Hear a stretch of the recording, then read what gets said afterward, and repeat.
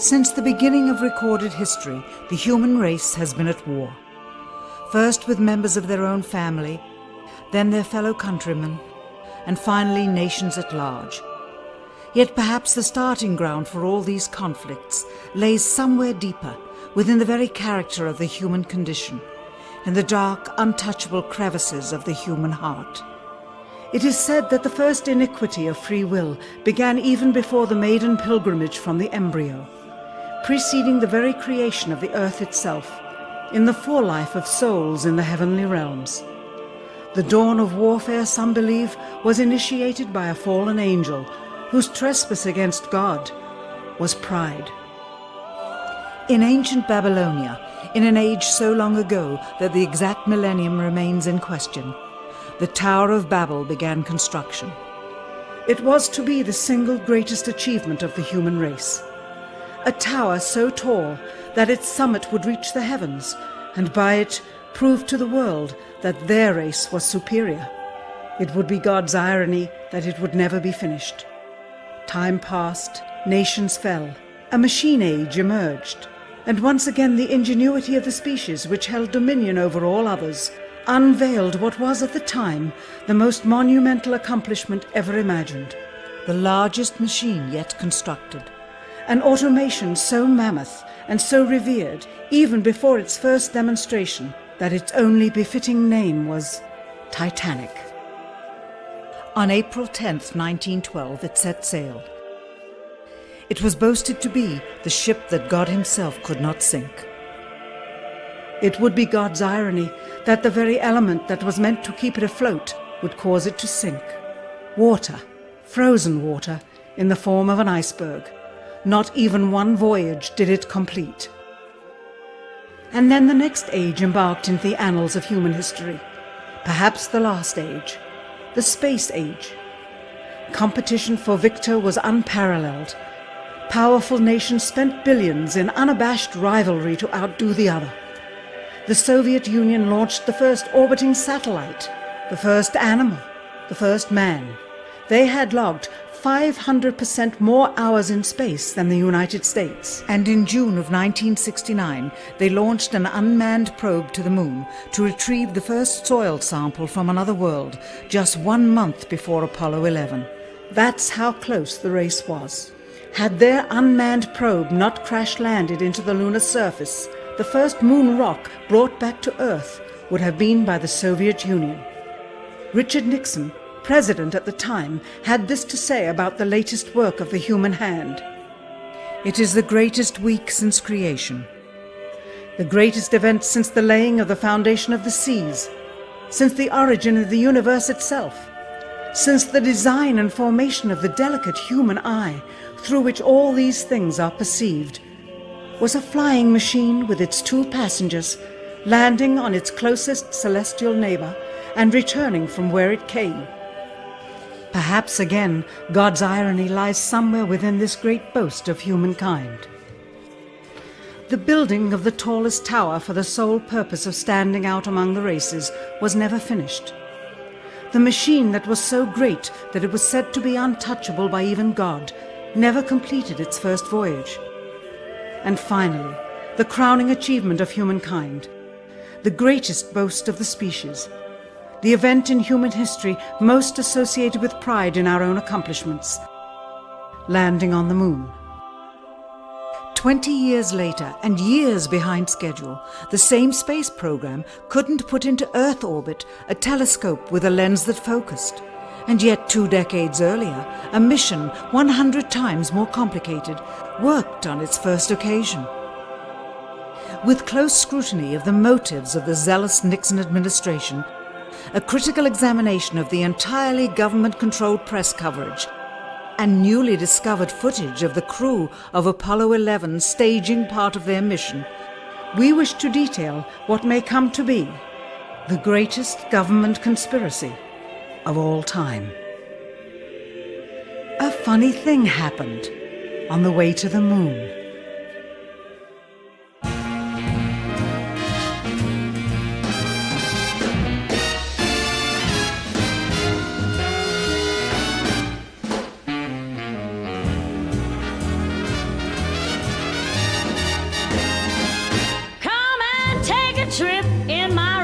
ship.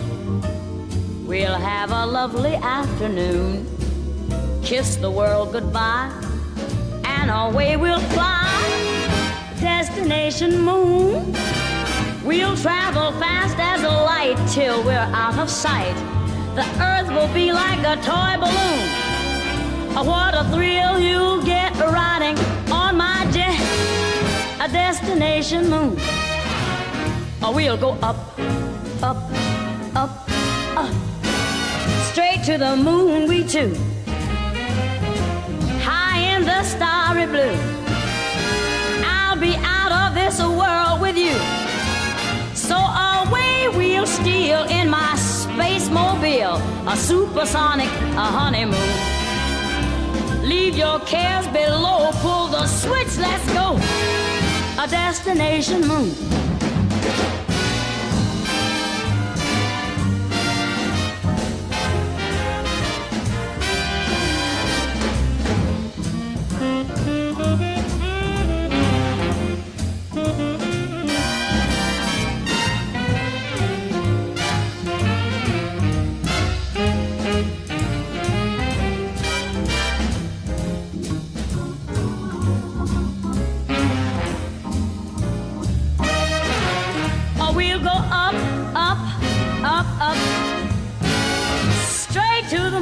Too. We'll be high in the starry blue. I'll be out of this world with you. So away we'll steal in my jetmobile, a supersonic, a honeymoon. Leave your cares below, pull that switch, let's go. Destination. We're flying high up in the sky. Destination moon.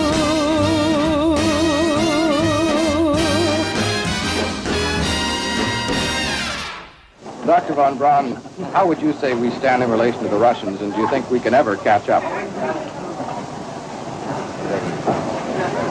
I'm convinced that in the space field, the Russians are ahead of us, particularly in large weightlifting capability. And that at the moment, the problem is not so much to catch up, but first build up the working speed that they have already demonstrated. After we are running as fast as they do, there's still a considerable gap to close, and only the future will tell whether we'll manage to close that gap. We cannot and will not ever get into this race as we should, so long as all of our objectives are short-term objectives. We've got to have no finite end to our objectives. The end of our objectives should be as far as we can see at any given time. But right now, we need a 10 to 12-year program that has as its ultimate goal the manned domination of space. And if we don't, we're going to be in trouble. I believe that this nation should commit itself to achieving the goal before this decade is out of landing a man on the moon and returning him safely to the earth. We must assure our preeminence in the peaceful exploration of outer space, focusing on an expedition to the moon in this decade. T-minus 60 seconds and counting. We passed T-minus 60. 55 seconds and counting. Neil Armstrong reported back when he received the good wishes. Thank you very much. We know it will be a good flight. Good luck and Godspeed. 40 seconds away from the Apollo 11 liftoff. All the second stage tanks now pressurized. 35 seconds and counting. We are still go with Apollo 11. 30 seconds and counting. Astronauts report it feels good. T-minus 25 seconds. 20 seconds and counting. T-minus 15 seconds. Guidance is internal. 12, 11, 10, 9. Ignition sequence start. 6.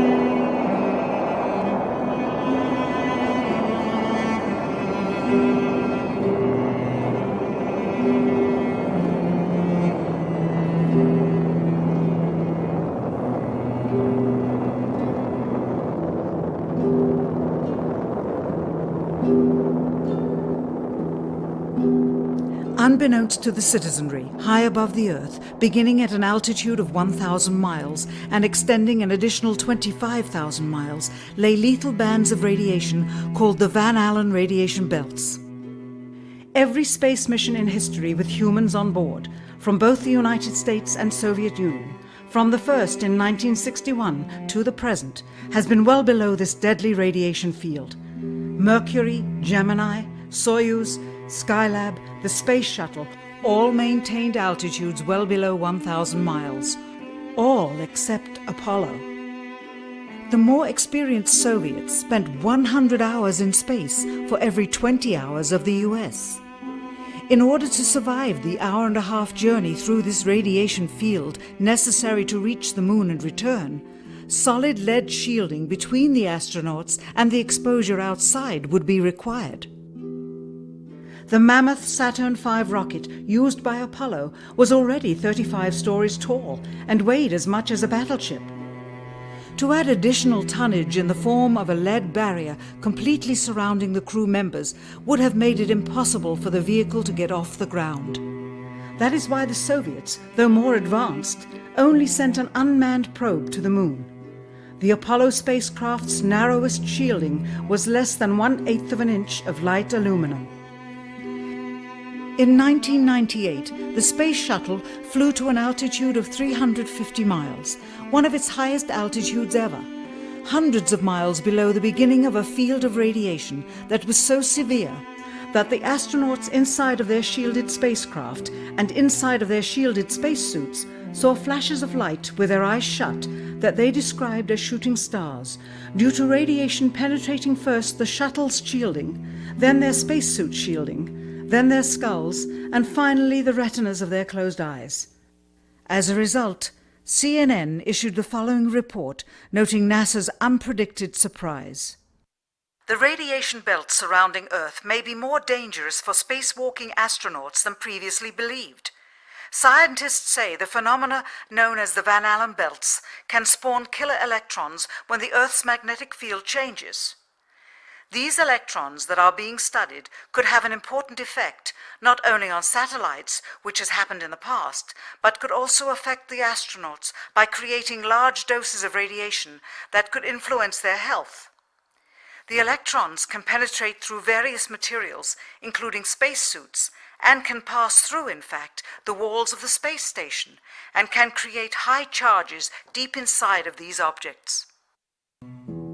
President Kennedy, a man of political, not scientific background, set the irrevocable goal of landing a man on the moon by the end of the 1960s, just days after America's first astronaut had spent a mere 16 minutes in space, not even achieving a single orbit around the Earth. We choose to go to the moon in this decade and do the other things, not because they are easy, but because they are hard. We take an additional risk by making it in full view of the world. But as shown by the feat of astronaut Shepard, this very risk enhances our stature when we are successful. The technology necessary to launch the massive Saturn V rocket and an intercontinental ballistic missile is 95% similar. When the Soviet Union launched mankind's first satellite, Sputnik, in 1957, there was grave concern that they had mastered space ahead of the United States and might use this advantage to launch a first nuclear strike from an orbit high above North America. When they also put the first animal in space, then the first man in space, then achieved the first spacewalk, the first crew of 3, and the first ever of 2 simultaneously orbiting spacecrafts, concern turned to fear and then horror as America watched their communist enemy achieve all these firsts with no hope in sight of ever catching up. President, a member of Congress said today that he was tired of seeing the United States second to Russia in the space field. I suppose he speaks for a lot of others. What is the prospect that we will catch up with Russia and perhaps surpass Russia in this field? However tired anybody may be, and no one is more tired than I am, it is a fact that it's going to take some time, and I think we have to recognize it. They secured these large boosters which have led to their being first in Sputnik and led to their first putting their man in space. We are, I hope, going to be able to carry out our efforts with due regard to the problem of the life of the man involved this year. But we are behind. If it was impossible to better the Soviets in the space race, which was really a race of technological armaments, what could be done? How could America offset the threat of superior weaponry? Throughout the history of rivalry and war, astute generals of lesser armies than their counterparts have used deceit and misinformation as a method to achieve victory. In World War II, for example, columns of inflatable tanks were placed at locations afar from Normandy to draw German forces away from the real location of invasion. The Star Wars missile defense program rigged tests to make it seem more advanced than it really was. That's the conclusion of the General Accounting Office. The aim was to fool the Soviet Union about US military readiness during the Cold War.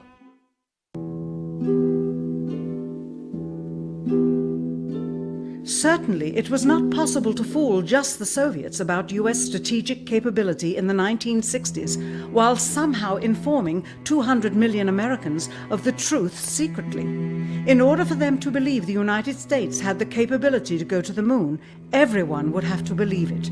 Furthermore, the pride of a nation was at stake, and the goal of a martyr, not to mention the growing unrest domestically of a government throwing tens of thousands of lives away in a foreign war riddled with contradiction and ambiguity. In addition, the Apollo program had already spent billions of dollars. If it failed to achieve its goal with such an investment, it would indeed be a large and bitter pill for the taxpayers to swallow. The cost of the program, whose sole goal was to be the first to plant a flag on the lifeless rock just outside the Earth, if adjusted for inflation to the 21st century, was $135 billion. With a profit margin of just 7%, this would be equal to over $9 billion profit going to the privileged contractors chosen by their friends at NASA. If the machinery was in fact only achieving Earth orbit, as other earlier missions had already done, then the completion and functionality of the other components would not have been as important, and even more profit would have been made. $135 billion could feed 2 million people for their entire lives. It could also buy 2 million two-bedroom houses. Yet how could such an undertaking be kept secret, and for such a long time? To the latter, one needs only to remember that an unsolved riddle 6 years older, the assassination of President Kennedy, still daunts the minds of the vast majority of Americans. As a parent of a conspiracy, as his assassin being assassinated himself, the truth of the matter has still escaped history. In keeping a secret of the magnitude of the Apollo missions being fraudulently created, one turns to the Manhattan Project for comparison. Surreptitiously building the first nuclear bomb during the early to mid-1940s involved 129,500 people over a 3-year period. Yet the secret did not get out. A quarter century later, the art and technology of espionage inevitably improved, narrowing dramatically the number of players in the know of a large clandestine operation. Just 1 year before the first mission to the moon, NASA launched the Tetra satellite, specifically designed to simulate flight data coming from the moon, so that the ground crews could rehearse the landing, much as the astronauts did in their own simulations. Had it not supposedly fallen back to Earth, all that would have been needed during the actual flight would be a repeat of one of these computer programs, with a few original variations, transmitted to the satellite for rebroadcast to Houston. Scores of computers and their deceived operators on the ground would then receive prearranged information, including the alleged location, altitude, and fuel consumption of the spacecraft, as if it were descending to the moon's surface. If the Soviets tried to find the actual location of an Apollo crew in the hundreds of thousands of miles surrounding the Earth and the moon, it would be tantamount to trying to find a rowboat in the Atlantic Ocean.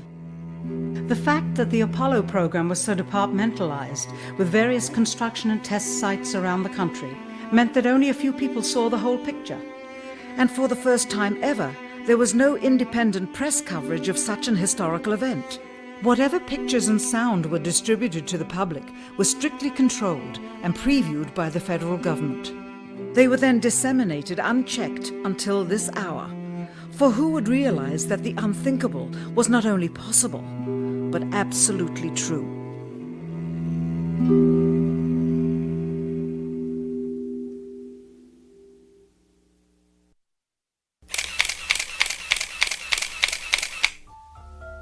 And what of the photographs? What do they tell us? On 3 separate occasions, our office asked NASA's Public Relations Department for every single picture of an astronaut on the surface of the Moon, just during the maiden voyage of Apollo 11. Many duplicates were sent. In all, fewer than 20 pictures were found, including first-hand investigation on site at the agency's vaulted archives. Quite surprising, considering the historical significance of the event. These very photographs are the same ones circulated year after year on anniversary commemorations. It is estimated that in just the first 60 minutes on the Moon, motivated by the tenuous nature of the circumstances, many more exposures could have been expediently taken. Also surprising is the scarcity of photographs of the mission's chief pioneer, Neil Armstrong. The greatest achievement in human history, and of the man whose first step echoed around the world, dawning a new age of scientific enlightenment, there is only one full-body picture of him on the Moon, besides this ghostly reflection. This one, taken by an automatic camera mounted on the side of the lunar module. Perhaps he feared liability should the whole conundrum later become unraveled. Perhaps he has forgotten that he attested to the authenticity of the event with his signature on this plaque engraved by the federal government. In fact, in the more than 30 years since the event, aside from NASA's initial press conference and the occasional brief anniversary remarks where few questions were permitted, he has never given one on-camera interview to anyone, ever. From an analytical standpoint, photographic anomalies have to be sought out with an understanding of lighting and shadows. The most straightforward is simple.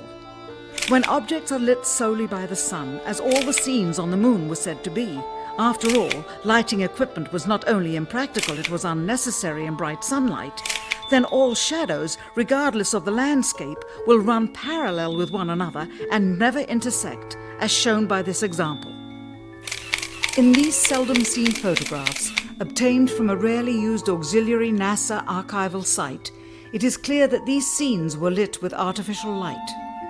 These shadows, which are cast at different angles, are evidence that a second light source is being used. In addition, the sun would not cause an isolated hotspot like this, only an artificial light would.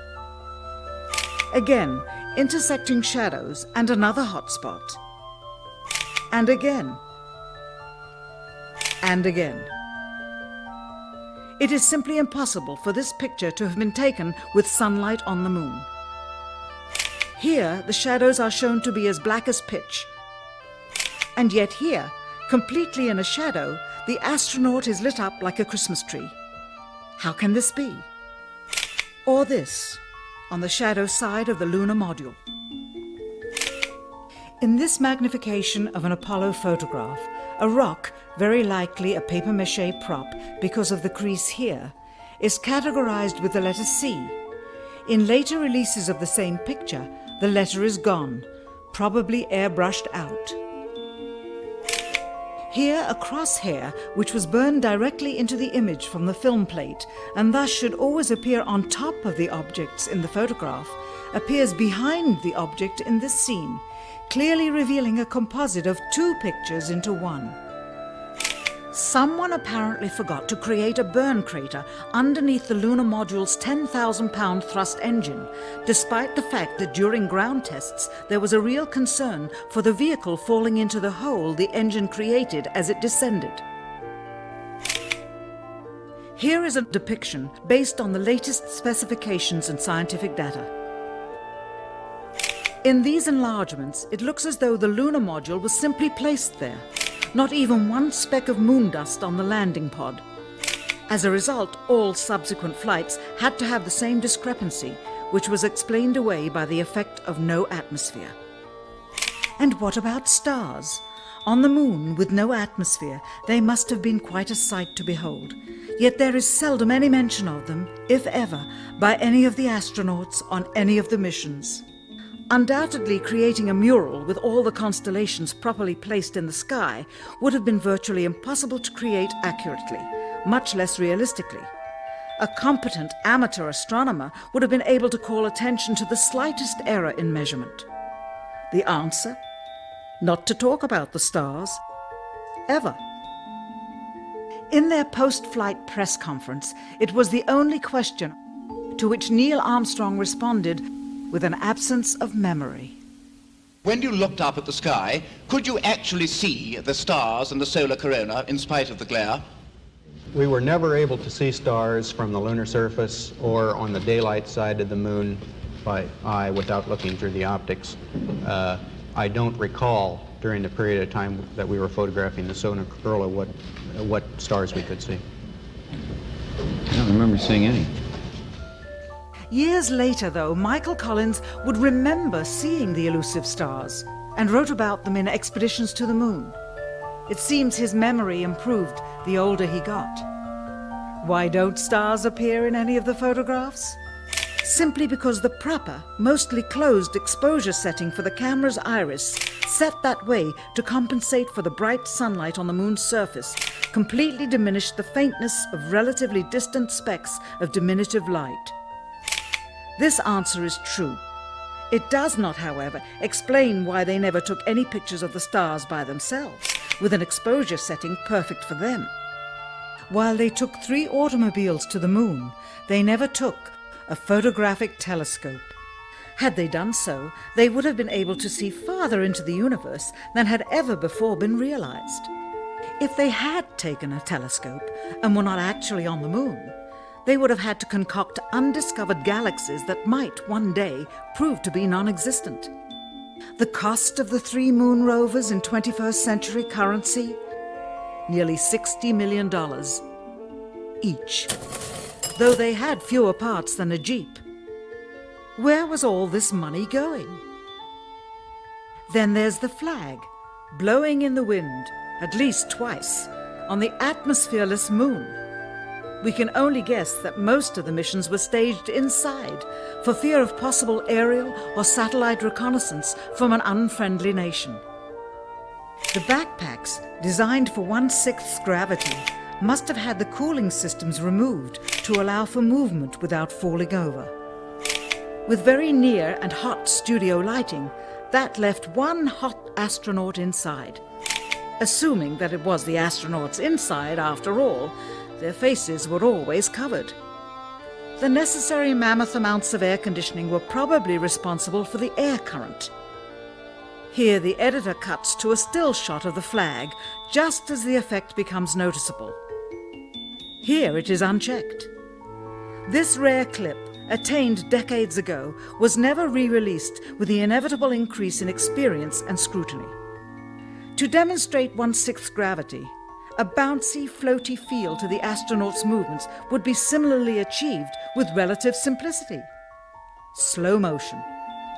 You are viewing the scenes as they aired more than 30 years ago. Now let's look at them with the speed doubled. It becomes discernible that they are, in fact, in Earth's gravity, and are no more leaving the ground than they would on Earth. It is clear from these rarely seen color television pictures that the crew of Apollo 11 brought a high-resolution color video camera with them on their mission, yet the only pictures broadcast live from the moon's surface were these from a low-definition black and white camera. In fact, the networks complained because in addition to this, they were forced to shoot the images, second generation, off of a projection TV of the technology of 30 years ago, and were not even allowed to take a direct feed, which further degraded the quality and clarity of the images. Perhaps this was precisely what NASA and the federal government had in mind. After all, it was a first, regardless of where they were. Better to open up their debut mission with fuzzy pictures and numerous blackouts, rather than show too much revealing detail of a false scene that was yet unproven. And finally, the element that seals their fate. Of all the footage of Apollo 11 requested from NASA over a 5-year period, one gem was discovered just before the completion of this documentary. An old reel received by mistake. It contains the raw or unedited footage of the crew of Apollo 11, Michael Collins, Edwin Aldrin Jr. and Neil Armstrong, staging part of their mission for nearly an hour in living color, with exceptionally clear behind-the-scenes audio of conversations discussing the techniques used to achieve a disingenuous picture depicting the Earth at a distance, in order to falsely demonstrate their far journey from it and their ability to survive passing through the Van Allen radiation belts. It cannot be misconstrued that this staging was done for some other reason prior to the mission, for the reel itself is slated and dated July 18th, 19th and 20th, 1969, the very days of the mission when they were said to be approaching and achieving lunar orbit. Furthermore, it is apparent they are in genuine zero gravity aboard the actual spacecraft, necessary to convince the mass media of their authenticity, just not any further than Earth orbit, as you will see. In this never-before-seen or heard footage, not only is the radio conversation between the astronauts and Houston Control audible, there is a secondary, private conversation taking place between the crew and a third confidential party, prompting the astronauts with what to say, when to speak, and how to effectively manipulate the camera to achieve the desired misleading effect.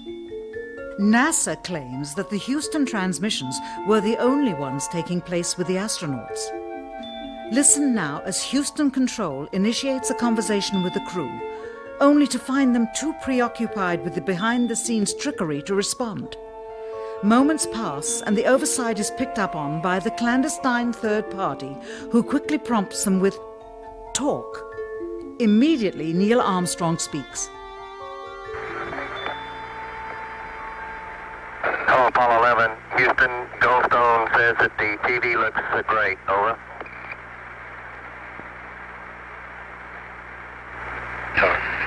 Okay, Roger. We're wrapping in on Earth.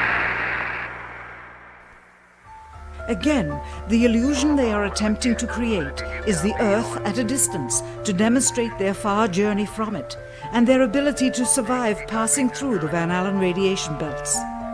Understand, too, that only about 20 seconds of this raw footage was ever broadcast to the public, and these conversations discussing their deception were believed to be private, until now.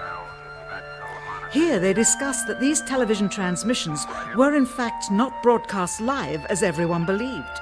They were first screened and edited for playback later.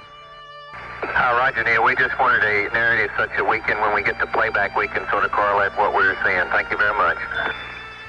Here they discuss the fact that they have turned out the lights and have blocked out sunlight from entering the spacecraft through the other windows, as to not cause any reflected light to fall onto the spacecraft's wall in the foreground. Okay, very good. Well, we shut out the sun coming in some of the other windows into the spacecraft, so it's looking through the number one window, and there isn't any reflected light. The reason this was done is so that the truth of the matter would not be revealed. It is this. Though the federal government would have you believe that this is a view of Earth from a distance out of the spacecraft's window as it nears the moon, it is not. What they have ingeniously done is placed the camera at the back of the spacecraft and centered the lens on a circular window in the foreground, outside of which it is completely filled with the Earth in low orbit. The circumference of the window then appears to be the diameter of the Earth at a distance, with the darkened walls of the spacecraft appearing to be the blackness of space around it.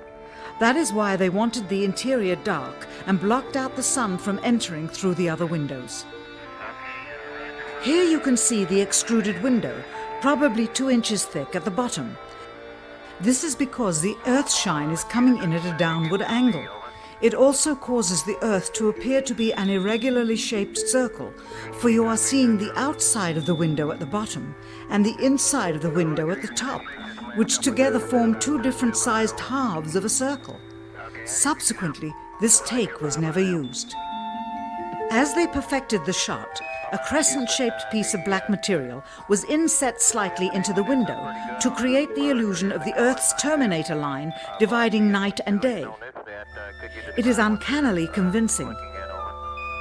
During this segment, intended to be edited and played back later for the worldwide television audience, dated July 18th, 1969, Neil Armstrong condemns himself as he states that he is 130,000 miles out, or halfway to the moon, as the NASA flight log also states on this date, when he is in reality in low Earth orbit of a few hundred miles.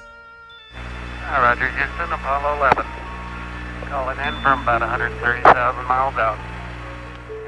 Here, during another segment, also intended to air after review, Neil Armstrong falsely explains to the viewers how the shot is attained by putting the camera's lens to the window's glass, as it would have to be if they were the claimed distance away from the Earth.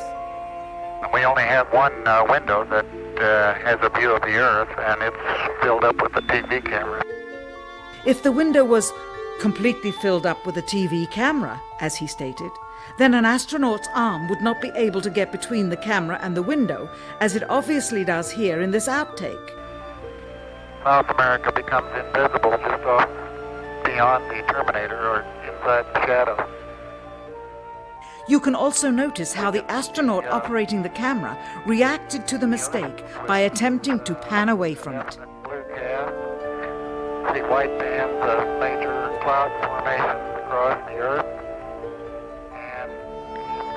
This is a segment that they believed wasn't even being recorded, much less suitable for broadcast, for the lens was being zoomed out and the scene was being changed to that of an interior of the astronauts at work, and apparently the stop button popped back up on the recorder without notice. Here is the diffused work light that they used to see camera controls, but not throw light onto the spacecraft's wall. Here they remove part of the crescent insert.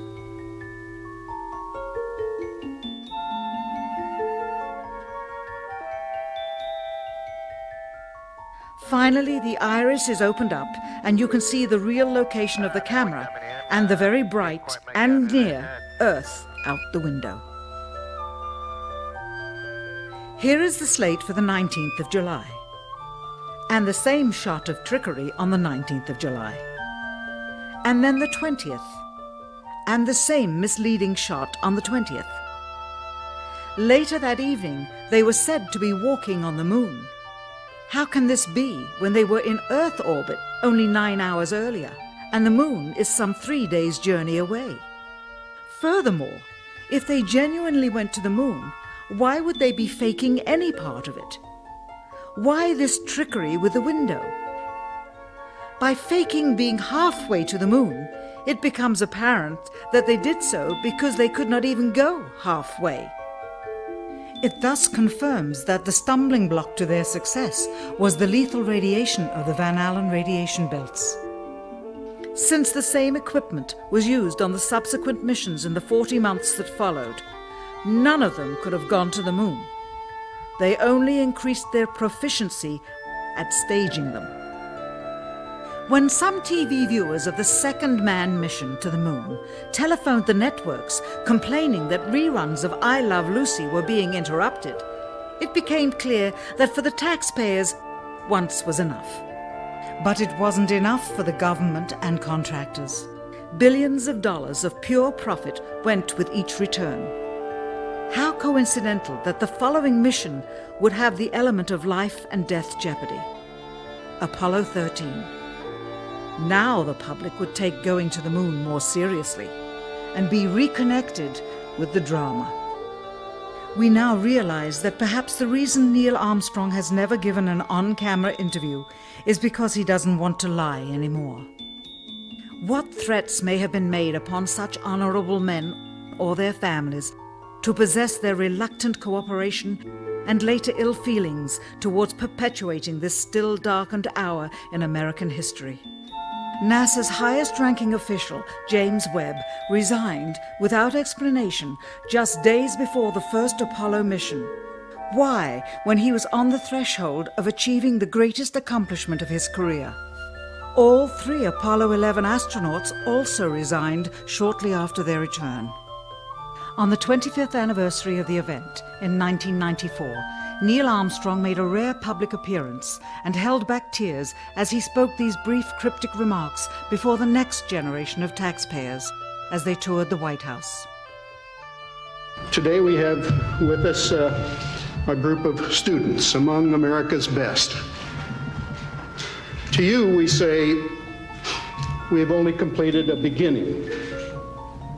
We leave you much that is undone. There are great ideas undiscovered, breakthroughs available to those who can remove one of truth's protective layers. He is that layer. Perhaps someday soon, with the uncovering of this footage and its meaning, the true patriots of America will rise up or come forward and free the citizens and themselves from the sin that so easily entangles and from a federal government that needs to have the gangrene cut off. Even if the government's destruction would come from the truth, then it is not worthy to stand, and its betterment would inevitably follow. All of us are mortal. All of us will die. Perhaps the seeking of a clear conscience before that hour will motivate the truth into the light. Perhaps as citizens we should offer amnesty for this and other crimes of history, for facts from those involved, before the truth perishes with them. Why must we wait until the year 2017 to open the Kennedy assassination files? Perhaps they will not even be opened then, for the law that reluctantly stipulates their release says so with this clause, quote, with the exception of documents certified for continued postponement by the President. Whoever believes the citizens to be too immature for the truth are too immature for power. The truth will always set us free.